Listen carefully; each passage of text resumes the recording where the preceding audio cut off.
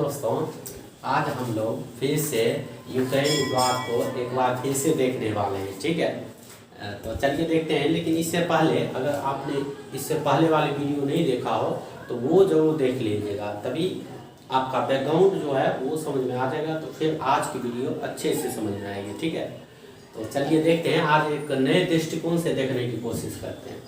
तो एक कहानी के ट्विस्ट में लेके चलते हैं। जैसे कि आप सपोज कीजिए, एक तरफ है नाटो। क्या है? यह है नाटो,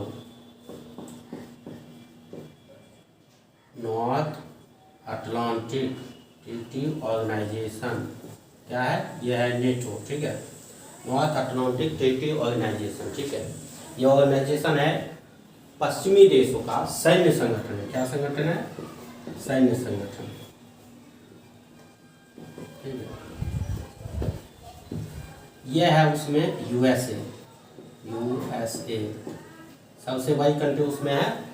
नाटो की सबसे बड़ी कंट्री उसके अंदर है यूएसए। ठीक है, दूसरी तरफ है यह है यूक्रेन। ठीक है, और उस इधर से लेते हैं यह है रूस। मान लीजिए यह है गर्लफ्रेंड। क्या है? गर्लफ्रेंड है। ठीक है, यूक्रेन क्या है? गर्लफ्रेंड है।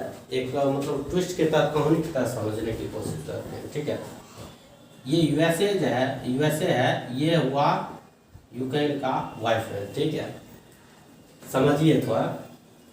यूक्रेन रहा गर्लफ्रेंड, ये रहा यूक्रेन का रसिया। रसिया जो है वो क्या है? यूक्रेन का फादर। ठीक है, यह हालांकि यह उसका बॉयफ्रेंड। ठीक है, और ये रहा उसका फादर। ठीक है, इधर से। हाँ, तो समझिए। अब पहले तो यूएसए क्या किए, जैसे कोई बॉयफ्रेंड है, बॉयफ्रेंड बेवफा हो गया। ठीक है, किसको छोड़ दिया? तो समझिए यूएसए क्या किए। यूएसए पहले यूक्रेन को कहा कि आप लोग कहाँ आ जाओ, यूक्रेन नेटो में शामिल हो जाओ।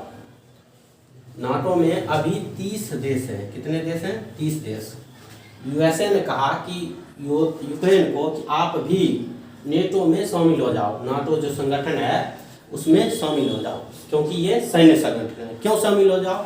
फिर अगर यूक्रेन शामिल हो जाता, नाटो में शामिल हो जाता है, फिर क्या होगा? फिर अगर यूक्रेन पे कोई भी हमला करता है तो फिर पूरे नाटो संगठन उस पर हमला कर देंगे। ठीक है, उससे क्या होगा? जैसे कहानी में सुने थे बाहुबली की तलवार। अगर किसी ने बाहुबली की तलवार को हाथ लगा दिया तो वो समझो बाहुबली, मतलब देवसेना को हाथ लगा दिया तो वो बाहुबली की तलवार को हाथ लगा दिया। यही मीनिंग था। तो नाटो का यही कहना है, अगर नाटो के संगठन के कोई भी देश को कोई हाथ लगाता है तो वो पूरी नाटो संगठन, इसकी जो सेना है वो सेना उस देश पे हमला कर देगी। ठीक है, ये कहना है नाटो सदस्य का। ठीक है, तो अब जैसे यहाँ पे देखते हैं, अब क्या हुआ कि रसिया चाह रहा था कि यूक्रेन नाटो में शामिल ना हो। क्यों? क्योंकि यूक्रेन जो है वो रसिया का पड़ोसी देश है। ये रसिया से, अब यहाँ पे फादर क्यों लिखे? क्योंकि यूक्रेन रसिया से ही निकल रहा था। कब निकला था? 1991 में यूएसएसआर का विघटन हुआ। ठीक है, वहाँ से निकल के आया यूक्रेन। 11 देश निकल के आए, उसमें से एक था यूक्रेन। ठीक है, तो क्या हुआ कि अब रसिया चाह रहा था कि यूक्रेन नाटो में शामिल ना हो, और यूक्रेन चाह रहा था कि नाटो में शामिल हो जाओ ताकि रसिया फिर आक्रमण न कर पाए। बट इसी बीच रसिया ने यूक्रेन पे हमला कर दिया।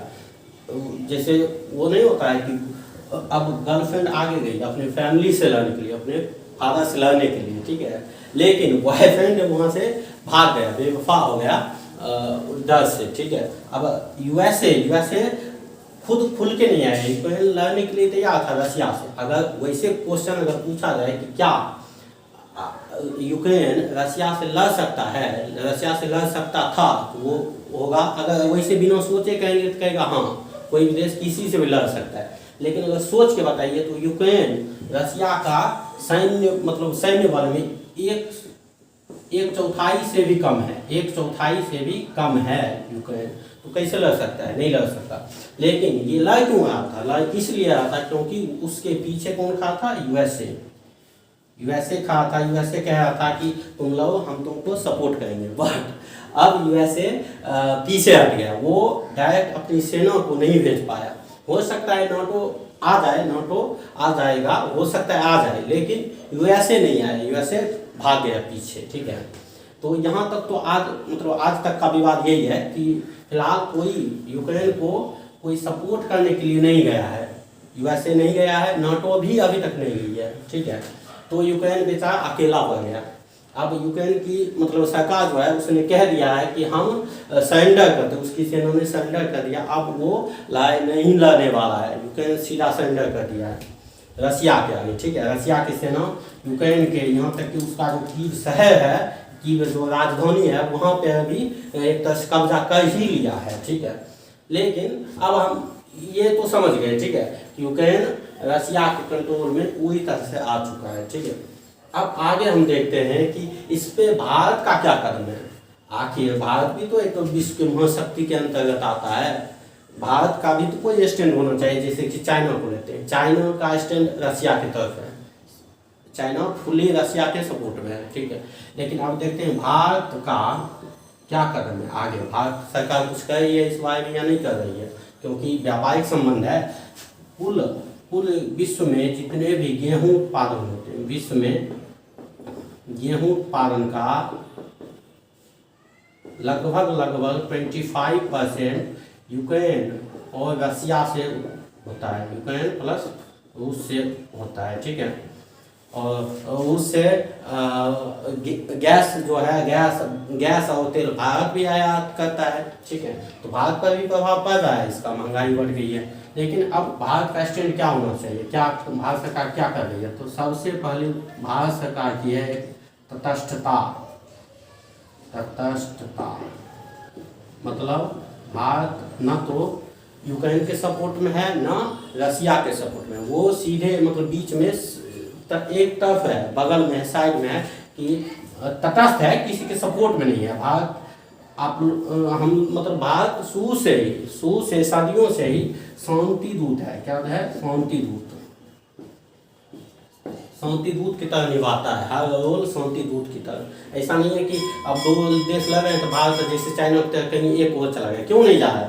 क्योंकि भारत का रूस से भी संबंध है, अमेरिका से भी संबंध है, दोनों से मतलब सेम संबंध है। ऐसा नहीं है कि भारत कहीं एक ओर झुक सकता है, ऐसा कुछ नहीं है, ठीक है। दूसरी कारण क्या है? अगर यूक्रेन और रूस को देखते हैं अलग अलग कि आखिर भारत रूस का सपोर्ट क्यों नहीं खुल के ले रहा, तो उसके पीछे भी कारण है। उसके पीछे कारण है कि एक तरफ तो नाटो है यूक्रेन के सपोर्ट में पीछे से, ठीक है। अब वही भारत का बहुत सारे नागरिक कहाँ थे? यूक्रेन में पढ़ाई करते हैं, ठीक है। ये मामला हो गया। दूसरा क्या है कि जैसे वहाँ पे देखे थे ना, महाभारत में कृष्ण को देखिए, सिर्फ यहाँ पे भारत का वही रोल है, श्री कृष्ण का रोल भारत का यहाँ पे है इस यूक्रेन विवाद में। शांति दूत के रूप में भारत हर संभव कोशिश कर रहा है कि ये विवाद सुलझ जाए, क्योंकि यूक्रेन और रूस के बीच में एक पहले की ट्रीटी थी, पहले भी ट्रीटी हो चुकी है, शांति वार्ता हो चुकी है। तो भारत अभी भी यही कह रहा है कि आप दोनों यूक्रेन और रूस आपसी विवादों को आपस में ही सुलझा ले वार्तालाप के तहत, ठीक है। ऐसा क्यों कह रहे हैं भारत ऐसा कह क्यों रहा है, इसका वो भी समझते हैं। इसके पीछे अपना खुद का बैकग्राउंड है। जैसे आप ले सकते हो भारत और पाकिस्तान को, ठीक है। अब आज जब डोनाल्ड ट्रंप यूएसए के राष्ट्रपति थे, उस समय वो क्या कह रहे थे? वो कह रहे थे कि अमेरिका भारत और पाकिस्तान के संबंध में, आपसी संबंध में मतलब भूमिका निभाना चाहता है, बीच की भूमिका निभाना चाहता है। लेकिन भारत ने अमेरिका को मना कर दिया। क्यों मना कर दिया? उसके पीछे यही कारण था कि भारत का कहना है कि अगर किसी दो देश के बीच आपसी कोई विवाद है तो वो आपस में सुलझा लो, किसी और की मध्यस्थता तीसरे देश की कोई ज़रूरत ही नहीं है, वो खुद ही सुलझा ले।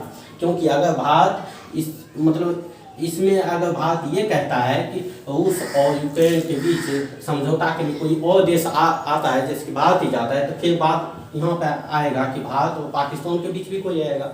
इसलिए भारत इसमें तटस्थता की भूमिका निभाता है, ठीक है। तो भारत की मेन भूमिका यही है तटस्थता की। कोई अभी कोई मतलब रुख नहीं ले रहा है, भारत हर कोशिश कर रहा है कि युद्ध ना हो, ठीक है।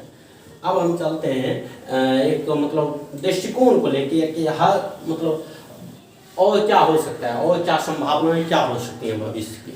तो अभी कुछ देशों को हम देख सकते हैं जैसे कि हुआ रूस, ठीक है, यहाँ पे खास करके कम्युनिस्ट सरकार है। चीन, रूस और चीन को देखिए आप, दोनों में कम्युनिस्ट सरकार है। क्या ये क्या है, व्लादिमीर पुतिन जो है उनका कहना है कि जिस तरह यूएसएसआर था उसी तरह से हम फिर से रसिया को यूएसएसआर बनाना चाहते हैं, ठीक है। मतलब हड़पने की नीति पे आगे बढ़ रहा है, ठीक है। मतलब जो इससे निकला था हम वही यूएसएसआर फिर से बनना चाहते हैं, ये इसका है। उसी तरह चीन का है कि हम खुद को ग्रेट चाइना बनाना चाहते हैं, ग्रेट चाइना, ये खुद को फिर से ग्रेट चाइना मतलब ग्रेट चाइना बनाना चाहता है। इसका क्या मतलब हुआ, जैसे रसिया का काम समझ गए कि वो यूक्रेन को हड़प लेगा, उसकी जो दो प्रांत थे उसको स्वतंत्र देश घोषित कर दिया ताकि उसको भी हड़प सके, वो भी एक हड़पने की नीति है, ठीक है।